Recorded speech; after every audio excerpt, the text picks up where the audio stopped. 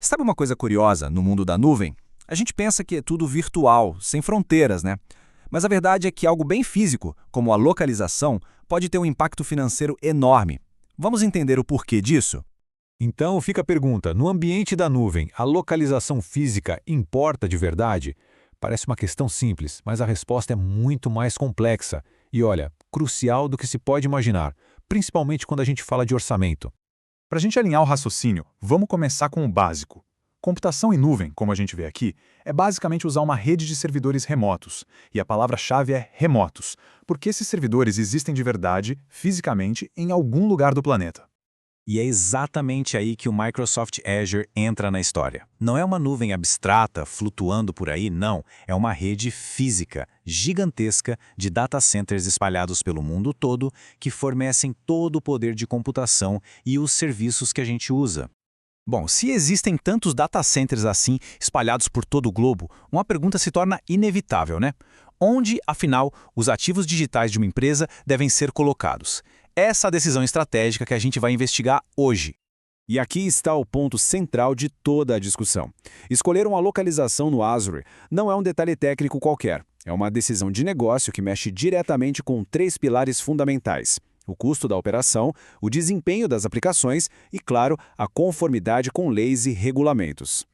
Nesta nossa análise, a gente vai ver como a localização afeta os custos no Azure de três formas principais. Primeiro, a variação de preço que existe entre as regiões. Segundo, o custo do tráfego de rede e o impacto da latência. E terceiro, como a localização influencia o próprio design e a otimização de toda a arquitetura. Vamos começar pelo primeiro fator, que para muita gente é uma surpresa.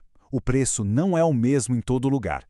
Pois é, pode parecer estranho, mas o mesmo serviço, com a mesmíssima configuração, pode ter preços diferentes dependendo de onde ele está hospedado no mundo. Para ver isso na prática, dá uma olhada nessa tabela. É um exemplo simples. Uma máquina virtual, a Standard B2, custa um valor na região leste dos Estados Unidos. Agora, o mesmo recurso, igualzinho, na Europa Ocidental, já tem um preço um pouquinho maior. Pode parecer uma diferença pequena, mas imagina isso multiplicado por dezenas, centenas de recursos. O impacto na fatura no fim do mês pode ser gigante. A boa notícia é que o próprio Azure oferece as ferramentas para esse planejamento. Se uma organização tem flexibilidade para escolher onde vai colocar seus recursos, ela pode simplesmente optar por regiões mais baratas. E para ajudar nessa decisão, ferramentas como a calculadora de preços e a de custo total de propriedade são essenciais. Com elas, dá para estimar e comparar os gastos antes mesmo de começar a implantar. Vamos agora para o nosso segundo fator, o custo da distância. É isso mesmo.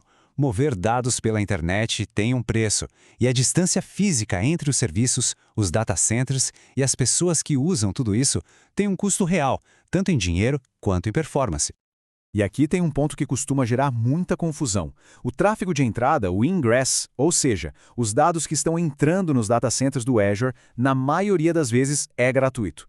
Mas o tráfego de saída, o egress, que são os dados saindo para a internet, esse quase sempre tem um custo.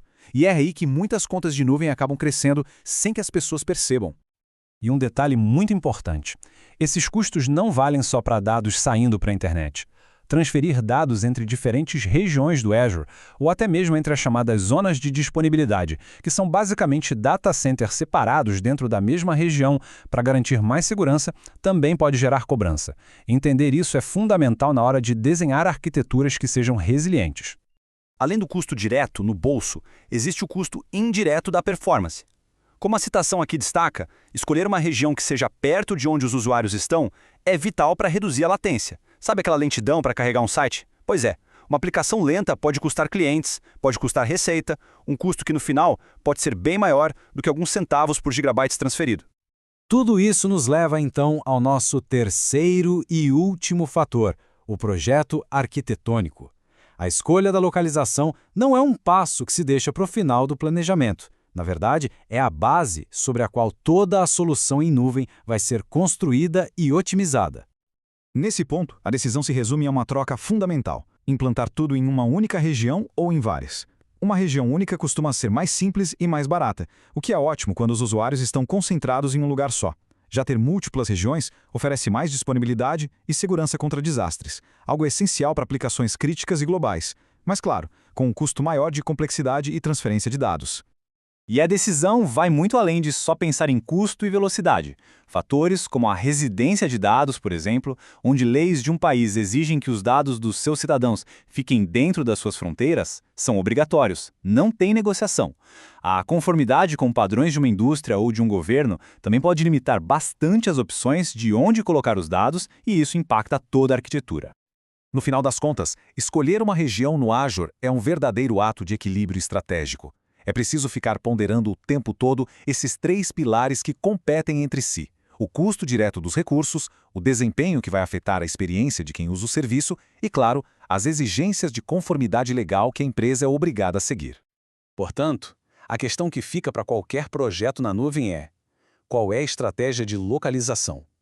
Pensar nisso desde o comecinho é o que pode economizar muito dinheiro, evitar muita dor de cabeça e, no fim das contas, garantir que o projeto seja um sucesso.